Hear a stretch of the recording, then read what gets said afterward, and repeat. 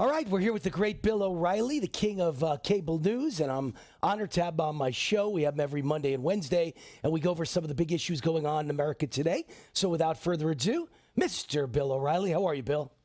Good, Wayne. Thanks for having me in. All right. White House just pulled John Brennan's national security clearance. That seems to be what'll be the hot news of the day throughout the rest of this day. It just happened moments ago as we do this interview. So what do you think about that? Well, I don't think it's going to be the hot news of the day unless Omarosa gets her national security credentials pulled. Look, it's payback. It's payback to Brennan. It's petty. I probably would do the same thing. I mean, Brennan just goes on CNN night after night and just pounds Trump into pudding. So why should he have any privileges with the federal government? You know, so Trump, you know, says this is the way I can punish Brennan, so I'm going to do it, and he does it. Does the American public care about it, Wayne? No, they don't care. Brennan they don't even know who he is.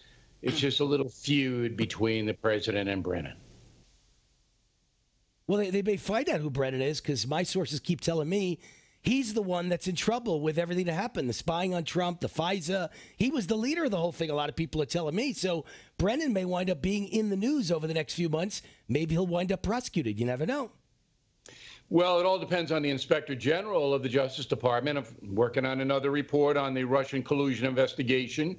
If it turns out that the FBI were being led around by Brennan, then you're right. Then all hell will break loose. But the Inspector General is a cautious man. I'm not sure we're going to see that. But, you know, Brennan is certainly not a friend of Donald Trump. And therefore, he must be taken with skepticism. And we'll see what the IG report says. All right. Speaking of, problems, of big news stories, of people who aren't friends of Trump, we've got another guy that fits the same MO. His name is Peter Strzok. He got fired just a day ago from the FBI. He was the guy that made terrible comments about Donald Trump and seemed to want to stop him at all costs from becoming president and then destroy him after he became president and help Hillary get off so she could become president. He was involved in every bad thing going on at the FBI. So being that he was the chief investigator that led to all of these investigations Mueller is now in the middle of, if he's fired and if he is going to be prosecuted, if he is, doesn't that say that Mueller's investigation is no longer valid? Well, I've nicknamed Peter Strzok Reasonable Doubt Strzok because the whole investigation is now under the cloud of a reasonable doubt because he was involved with it. But here's something for your audience, Wayne, they might like. The coverage of Peter Strzok's firing with the 3 nightly news broadcasts added up to 9 minutes. The 3 of them spent 9 minutes on it. Omarosa, same night, 31 minutes, 20 seconds.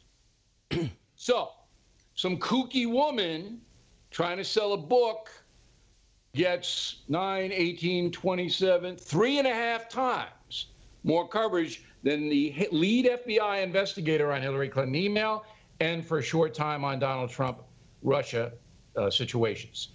Just shows you how corrupt the American media is. Now, which story is more important? FBI agent in the tank or Omarosa? Of course, any American would know, all right?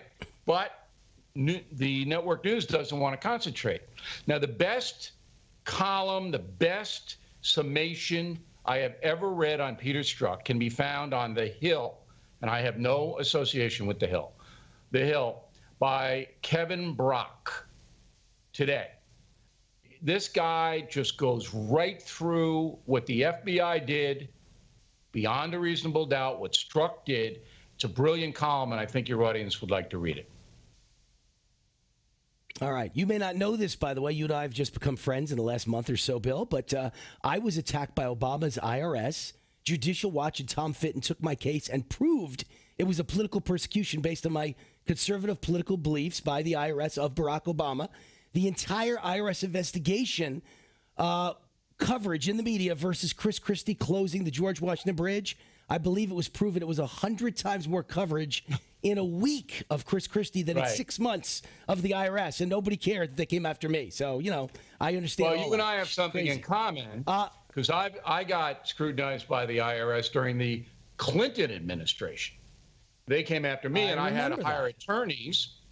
And the attorney said, one more audit of O'Reilly after I think it was 4 in a row, and we're filing a lawsuit against you because we know it's political. He's clean, always has been. I pay more than my share. I tell my accountant, Swifty, pay it. Hey, whatever it is, pay it. All right?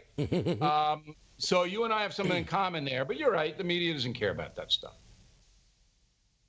They don't care. But what we do care about, last question, and we'll be quick because we're running out of time. But in Vermont, the Democrats put up a transgender candidate for governor.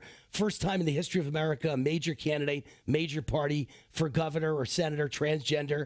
In Minnesota, the Attorney General, Keith Ellison, major charges of domestic abuse leveled against him, and nobody cared. Democrats put him up. What do you think is going to happen in November? Are they really going to have a blue wave?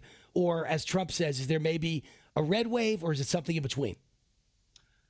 First of all, I think in the Ellison case, he's innocent until proven guilty. All right? I want to be very consistent. Agreed. That due process has to be applied. So he won the primary for Attorney General of Minnesota. If he did something, let's see the proof. You can't just smear him. Second of all, in Vermont with the transgender, I wish her all the luck in the world. I hope Ben and Jerry name a flavor after her. I'm up for it. I don't care what you are as long as you're honest and a problem solver. And the third thing is I will not be able to speculate or predict on the midterms until mid-October. It's too much craziness going on in this country. So when we talk again in mid-October, I'll be able to better foresee what's going to happen in November. All right, I'm with you. Lots of things between now and November, but I do believe there won't be a I don't know if it's going to be a red wave, but I do believe there won't be a blue wave. I think they've exaggerated that. All right, Bill O'Reilly, love having you on. And two New Yorkers tend to think alike. About 99% of the time, I'm with you. All right, Bill, thanks for coming on. Okay, Wayne, thank you.